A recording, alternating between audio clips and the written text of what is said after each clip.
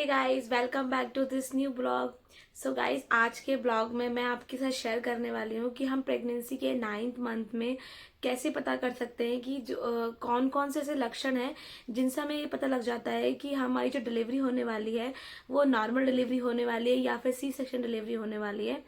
ये हम खुद से भी एक बार पता कर सकते हैं, क्योंकि बाकी तो जो भी होना होता है ओटी में एट द एंड वो तो उसी टाइम पता चलता है, लेकिन कुछ कुछ सिम्टम्स होते हैं हमारे शरीर में जिनसे हम खुद भी पता कर सकते हैं कि हमारी जो डिलीवरी होने की जो चांसेस है, नॉर्मल होने की कितने चांसेस हैं और सी सेक्शन होने के कितने चांसेस हैं। तो ये हम खुद से भी पता कर सकते हैं। तो खुद से पता करने के लिए हम खुद से कैसे जाने कि हमारी डिलीवरी नॉर्मल होगी या सी सेक्शन होगी, तो प्लीज़ इस वीडियो में एंड तक बने रहिए। प्लीज़ ज़्यादा से ज़्यादा मेरी वीडियो को शेयर कीजिए, लाइक कीजिए, कमेंट कीजिए, और अगर आप नए हैं तो प्लीज़ सब्सक्राइब कीजिए। तो चलिए हम स्टार्ट करते हैं कि जब हम प्रेगनेंसी के 9th मंथ में पहुंचते हैं, जब हमारा 8 मंथ पूरा कंप्लीट हो जाता है, तो सबसे फर्स्ट ऑफ ऑल ये सबसे पहला लक्षण ये होता है कि जो हमारी एज होती है, अगर हमारी एज 35 से कम है 35 से एज अगर हमारी कम है तो नॉर्मल डिलीवरी जो चांसेस होते हैं वो बढ़ जाते हैं, क्योंकि जब हमारी एज 35 से ज़्यादा हो जाती है तो नॉर्मल डिलीवरी जो चांसेस हैं वो कम हो जाते हैं। पहला पॉइंट तो ये है। सेकेंड पॉइंट, हमारी हेल्थ, जो हमारी कंडीशन है, हमारी हेल्थ की जो कंडीशन है वो बिल्कुल ठीक होनी चाहिए। कंडीशन इन द सेंस कि फर्स्ट हमारे ब्लड प्रेशर बिल्कुल ठीक होना चाहिए, नॉर्मल होना चाहिए, शुगर लेवल ठीक होना चाहिए, थायराइड ठीक होना चाहिए, और ये सारी चीज़ें, बीमारियां हमारे शरीर में नहीं होनी चाहिए। हम बिल्कुल अगर स्वस्थ हैं, हम मतलब हमारे शरीर में बीपी शुगर ये सब कुछ भी नहीं है, तो भी नॉर्मल डिलीवरी के चांसेस बहुत ज़्यादा बढ़ जाते हैं। ये भी एक पॉइंट है। थर्ड पॉइंट इज दैट कि थर्ड पॉइंट में जो हमारा यूट्रस होता है उसकी जो मांसपेशियां होती है वो मजबूत होनी चाहिए। अगर हमारी मांसपेशियां यूट्रस की मजबूत है तो हमारे नॉर्मल डिलीवरी के चांसेस होते हैं वो बढ़ जाते हैं। फोर्थ ये होता है कि हमारी ड्यू डेट जो डॉक्टर ने दी होती है डिलीवरी की, उससे पहले अगर हमारा लेबर पेन स्टार्ट हो गया है या फिर वाटर लीकेज हो गया, वाटर बैग लीकेज हो गया है, ऐसी कोई प्रॉब्लम हो जाती है तो नॉर्मल डिलीवरी के चांसेस बढ़ जाते हैं। और अगर आपको मतलब ये मान लो अगर ड्यू डेट तक या ड्यू डेट क्रॉस करने का यदि आपको पेन स्टार्ट नहीं हुआ, आपकी बॉडी में कोई हलचल नहीं हो रही, कुछ भी नहीं हो रहा है, तो उस केस में सी सेक्शन करने की नौबत आ सकती है। लेकिन अगर आपको लेबर पेन स्टार्ट हो गया, 8 मंथ कंप्लीट हो गया, 9th मंथ कंप्लीट हो गए, तो नॉर्मल डिलीवरी के चांसेस होते हैं वो बढ़ जाते हैं।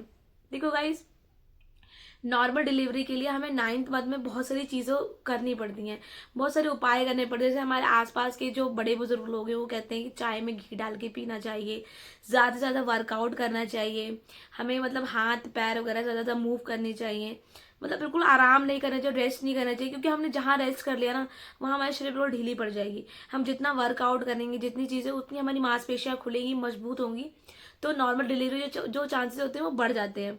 ये भी हमारा एक पॉइंट है। तो आप फर्स्ट ऑफ ऑल जब आप 9th मंथ में पहुंच जाते हैं, 8 मंथ कंप्लीट होने के बाद, तो आप वर्कआउट करना शुरू कीजिए, एक्सरसाइज करना शुरू कीजिए, ऑयली चीज़ें खाना शुरू कीजिए, घी पीना, अगर भी घी पी सकते हो तो घी पीजिए, और बैठ कर काम करिए, बैठ कर एक्सरसाइज करिए, बॉल एक्सरसाइज करिए, और बाकी ऐसी बहुत सारी एक्सरसाइज है जो हम कर सकते हैं। इससे भी क्या होता है, हमारे नॉर्मल डिलीवरी के जो चांसेस होते हैं बढ़ जाते हैं। अगर हमारी बेबी की हेल्थ ठीक है, बेबी की पोजीशन ठीक है, सिर उसका नीचे की तरफ है और बिल्कुल बेबी बिल्कुल स्वस्थ है, उसकी हार्ट बीट बिल्कुल ठीक आ रही है, बच्चे के जो आसपास जो वाटर है वो बिल्कुल ठीक है, उसमें कोई प्रॉब्लम नहीं है, तो ऐसे में भी नॉर्मल डिलीवरी जो चांसेस होते हैं वो बढ़ जाते हैं। सो गाइज, ये जो हमारे पॉइंट थे ये नॉर्मल डिलीवरी के सिम्टम्स थे कि हम खुद से कैसे पता कर सकते हैं, हम खुद से कैसे ये जान सकते हैं कि जो हमारी डिलीवरी होने वाली है वो नॉर्मल होगी या सी सेक्शन होगी। तो ये तो हमारे नॉर्मल डिलीवरी के पॉइंट्स हो गए।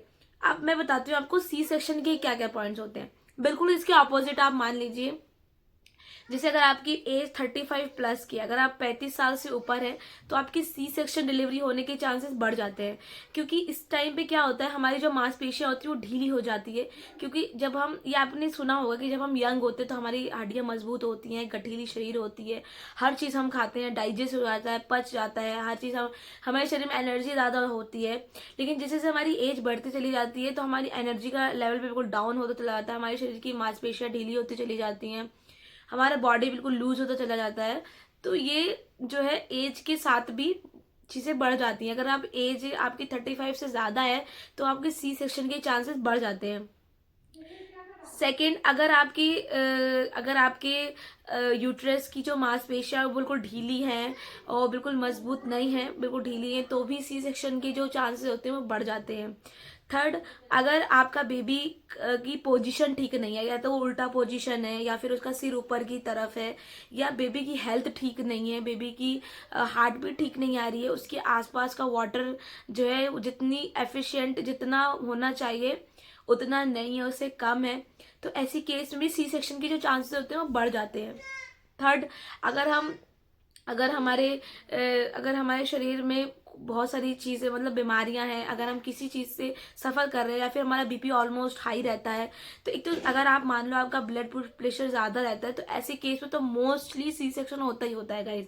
क्योंकि मैं आपको बता दूं कि जब मेरी फर्स्ट डिलीवरी होने वाली थी, तो मेरा भी जो सी सेक्शन का टाइम, मतलब सी सेक्शन मेरा इसलिए हुआ था क्योंकि मेरा बीपी बहुत ज़्यादा हाई हो गया था, और इन्हीं कारणों से मेरा सी सेक्शन, और भी मतलब बहुत सारी कॉम्प्लिकेशंस आ गई थी। तो अगर आपका शुगर लेवल बढ़ रहा है, या फिर आपको डायबिटीज़ है, या फिर आपको थायराइड है, या फिर कुछ भी आपको इनमें से है, तो भी आपकी सी सेक्शन के चांसेस बढ़ जाते हैं। क्योंकि ऑलरेडी हम मेडिसिन ले रहे होते हैं, क्योंकि फिर बच्चे पे इफेक्ट डालता है। तो ऐसे में डॉक्टर्स क्या होते हैं ना, वो रिस्क नहीं लेना चाहते हैं। वो मतलब सोचते हैं कि माँ और बेबी दोनों हेल्दी रहे, तो इसलिए वो सी सेक्शन ही ऑप्शन को चुनना बेस्ट पसंद करते हैं। तो इस केस में भी जो है सी सेक्शन होने के चांसेस बढ़ जाते हैं।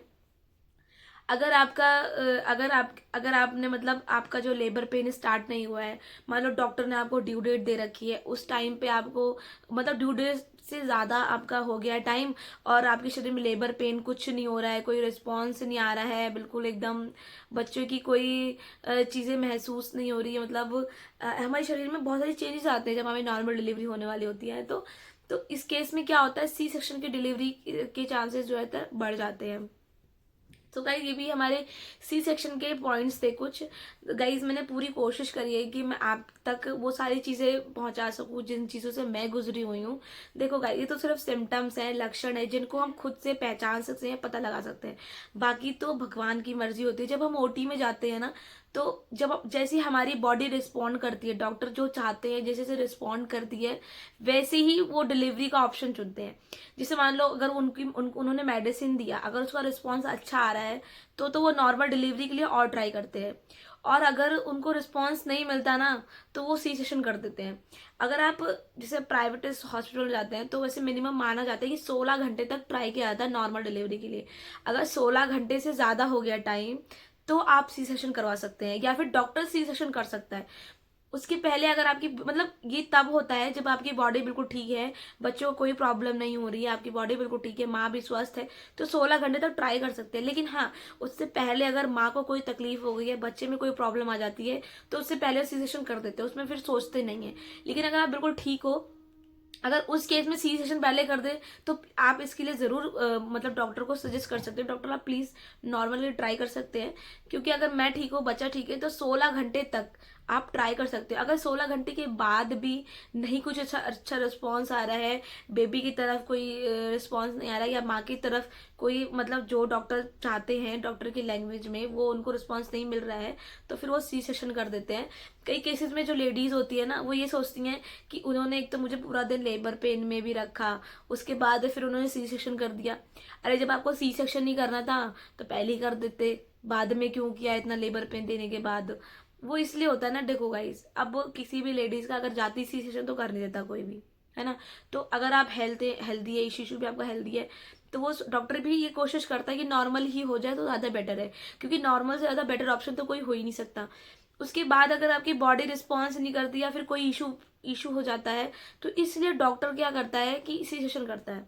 तो इस केस में आप ये नहीं ब्लेम कर सकते किसी को कि ये नहीं तो ये होता, ये नहीं तो ये होता। बस जब आप ओटी में जाएं, तो उससे पहले अपने आप को रिलैक्स रखें, बिल्कुल स्ट्रेस नहीं होने दें, क्योंकि अगर आपको स्ट्रेस होगा तो बच्चे को प्रॉब्लम हो सकती है।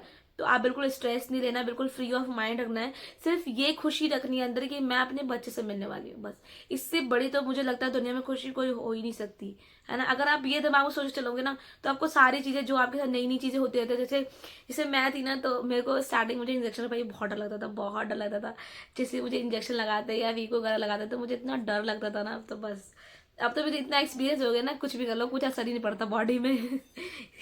2 डिलीवरी होने के बाद ये हो गया है, तो इसलिए होता है। बाकी तो ऐसे देखो, फर्स्ट टाइम अगर हम ओटी में आते हैं तो भाई घबराहट तो बहुत, नर्वसनेस इतनी ज़्यादा होती है, इतनी ज़्यादा हार्ट बीट बढ़ जाती है, इतना डर लगता है कि मतलब ये सब क्या करने वाले हैं मेरे साथ। इतनी सारे उनकी टीम होती है, इतनी सारी नर्सेज होती है, 2-3 डॉक्टर होते हैं, एक तो बेहोशी करने वाला डॉक्टर दूसरा रहता है, ऑपरेट करने वाला दूसरा रहता है, फिर स्टिचेस करने वाला दूसरा रहता है। मतलब वो सब हमको इतना ज़्यादा घेर लेते हैं ना अपने आसपास में, लगता है पता नहीं हमारे साथ क्या करने वाले हैं भाई। लेकिन गाइज वो जो टाइम होता है ना, वो अगर एक बार निकल जाए, अगर आप अपने बच्चे का फेस देख ले तो सारी दर्द तकलीफ सारी अपने आप दूर हो जाती है। और जो खुशी होती है ना, उसकी तो बात ही मत पूछो गाइज। जब आप माँ बनोगे, अपने बेबी से मिलोगे ना, है बहुत अच्छा लगता है। गाइज देखो, मैं भी एक छोटी सी क्यूट सी गर्ल लेके बैठी आज। मैं इसलिए लेके बैठी थी कि जो भी मेरी वीडियोस देख रहा है, आई विश, मैं भगवान से प्रे करूंगी जो भी मेरी वीडियो देख रहे हैं, अगर वो माँ बनने वाली हैं तो प्लीज़ उनके बेबी को हेल्दी रखिए, उनकी डिलीवरी नॉर्मल हो जाए। और अगर नॉर्मल भी होती तो कोई भी दिक्कत नहीं, अगर सी सेक्शन होगा तो भी कोई प्रॉब्लम नहीं है। दोनों ही केस में आप और आपका बेबी हेल्दी रहना चाहिए, बस यही एक मेरी एक विश है। और आई होप गाइस आपके मेरा वीडियो का आपको अच्छा लगा हो। अगर आपको मेरा वीडियो अच्छा लगा है तो please like share and comment ज़रूर करिए। अगर आपकी कोई क्वायरी है, कोई क्वेश्चन आपको पूछना है, या कुछ आप एक्सपीरियंस मेरे साथ शेयर करना चाहते हैं, या मेरे से और कुछ पूछना चाहते हैं, जानना चाहते हैं, तो प्लीज़ आप कमेंट ज़रूर करिए। और प्लीज़ देखो गाइस, एक ही वीडियो को आप सपोर्ट करते हो, मतलब मैं अगर जेंडर प्रोटेक्शन पे बनाती हूँ, फन वाले पे, तो आप उसके पे इतना व्यूज़ दे देते हो, इतने उसके लाइक एंड कमेंट्स इतने आ जाते हैं कि मतलब रिप्लाई देने मुश्किल हो जाते हैं। और मैं नॉर्मली वीडियोस जो बनाती हूँ उसमें भी तो आप इंटरेस्ट दिखाया करो, क्योंकि ये भी तो हमारी प्रेगनेंसी का पार्ट है ना। अगर देखो, एक तो बेबी जेंडर प्रोटेक्शन का जो पार्ट होता है ना, वो तो मेन होता है, ये तो मैं समझ सकती हूँ कि हर एक माँ के अंदर क्यूरियोसिटी होती है वो जानने की। पर ये सारी चीज़ें भी तो हमारे प्रेगनेंसी का ही पार्ट है। अगर हमारी वीडियोस आप देखोगे नहीं, इनको आप प्रमोट नहीं करोगे, तो मैं जो और चीज़ें आपके साथ शेयर करने वाली हूँ उसकी मेरे अंदर मोटिवेशन कहाँ से आएगा। फिर ये लगता है कि यार मोटिवेशन कैसे आएगा बताओ, अगर आप एक ही चीज़ों को सपोर्ट करोगे। एक ही कंटेंट पे इंसान वीडियो बना सकता है, मैं उस पर बहुत सारी वीडियो बना सकती हूँ कि मेरे साथ इतनी सारी चीज़ें हो गई है ना कि अगर मैं एक वीडियो को मैं 10 वीडियो बना दूंगी ना, तो भी वो चीज़ें ख़त्म नहीं होने वाली। पर मैं चाहती हूँ कि लोगों को इसके अलावा भी और सारी चीज़ों के बारे में पता चले, और सारी चीज़ों के बारे में नॉलेज मिले। क्योंकि जब हमारे आसपास अगर हम अकेले रह रहे होते हैं, कोई अपना हस्बैंड वाइफ अकेले रह रहा है, तो उस केस में क्या होता है, वो किसी से पूछ नहीं सकता, जान नहीं सकता। तो और भी कई सारी चीज़ें होती है जो हमें हमारे मन में होती है, पूछनी होती है, हम किससे पूछें, कहाँ पूछें। तो एक यूट्यूब ही एक हेल्पफुल प्लेटफॉर्म है जहाँ से हम सारी नॉलेज गेन कर सकते हैं, सारी चीज़ें पूछ सकते हैं। तो मैं भी चाहती हूँ कि मैं भी आप तक वो सारी प्रॉब्लम, सारी चीज़ें मैं आपको बताऊँ। और मेरी आने वाली जो वीडियोज़ रहेंगी वो सारी ऐसे ही यूजफुल रहने वाली हैं, हर चीज़ को लेकर, चाहे वो जेंडर प्रोटेक्शन हो, प्रेगनेंसी की लाइफ हो, आफ्टर प्रेगनेंसी की लाइफ हो, बिफोर प्रेगनेंसी की लाइफ हो, ड्यूरिंग प्रेगनेंसी की लाइफ हो। सारी चीज़ें मैं आपके साथ इसी चैनल पर शेयर करूंगी। मेरा व्लॉग भी इसी चैनल पर आता है, मेरी सारी वीडियोस भी इसी चैनल पर आती हैं। मैं जो भी बनाती हूँ, फूड मेकिंग, कुकिंग करती हूँ, वो भी मैं इसी वीडियोज़ में डालती हूँ। जहाँ जहाँ मैं घूमने जाती हूँ वो भी इसी वीडियोज़ में डालती हूँ। तो प्लीज़ आप ये सारी वीडियोज़ को देखा कीजिए और इसको शेयर कीजिए, क्योंकि आप हमारे लिए सबसे मेन है। अगर आपने हमारी वीडियोस को सपोर्ट किया तो फिर तो बात ही क्या है। Thank you guys. कल अब हम फिर मिलते हैं एक नए व्लॉग के साथ, एक नई वीडियो के साथ। तब तक ले bye bye, take care, thank you for watching.